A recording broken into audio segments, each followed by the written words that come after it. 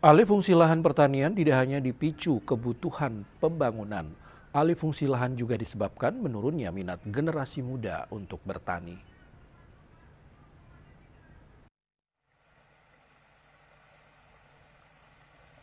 Pengamat pertanian IGD Sedano menyebut faktor-faktor penyebab alih fungsi lahan tidak hanya disebabkan kebutuhan lahan untuk pembangunan, tetapi juga kurangnya minat generasi muda untuk menekuni pertanian.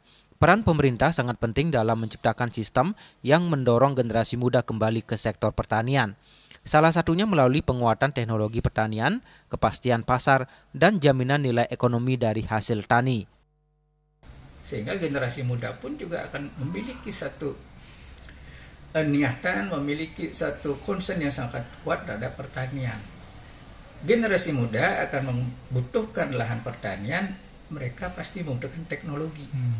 Teknologi ini akan bisa berjalan dengan bagus pada saat generasi muda melihat ada pasar di depan.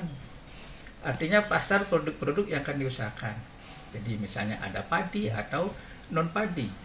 Karena pangsa pasar di Bali ini juga sangat relatif tinggi. Ada horeca, ada hotel, ada restoran, ada kemudian catering, dan juga konsumen yang ada di Bali sangat tinggi, sehingga mereka membutuhkan pangan.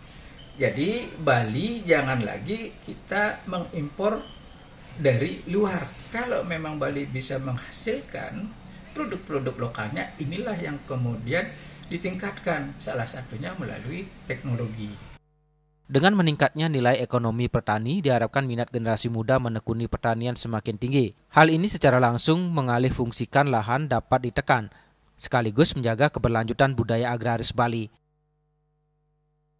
Winate, Bali TV.